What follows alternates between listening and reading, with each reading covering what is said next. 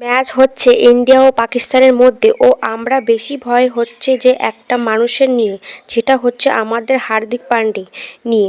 দাদা, তুমি যেন সাবধান থাকবে। আমরা তো ভালো করে জানি পাকিস্তান দৌড় কত দূর।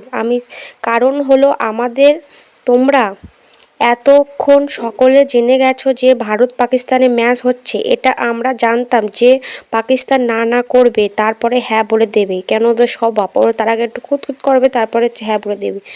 আর ওরা একটু বাংলাদেশের প্রতি, মিটিংয়ে তো কিচ্ছুই হয়নি, বাংলাদেশের প্রতি একটু ভালোবাসা দেখিয়েছে। যা হোক, ম্যাচ হচ্ছে। আমরা ভয় একটা মানুষের নিয়ে, আমাদের হার্দিকদার নিয়ে।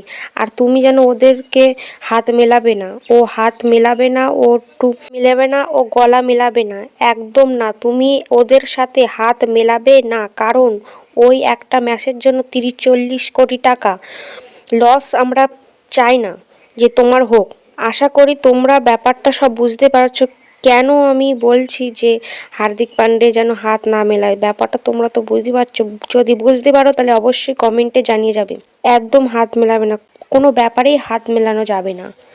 তোমাদের মতামত কি? ইন্ডিয়া পাকিস্তানের ম্যাচ হলে কোন কোন কান্ট্রি জিতবে, ইন্ডিয়া না পাকিস্তান? অবশ্যই কমেন্টে জানিয়ে যাবে। আরও নতুন খেলার আপডেট পেতে আমার ইউটিউব চ্যানেল সাবস্ক্রাইব করো, লাইক করো। অসংখ্য ধন্যবাদ সবাইকে ভিডিওটা দেখার জন্য। থ্যাংক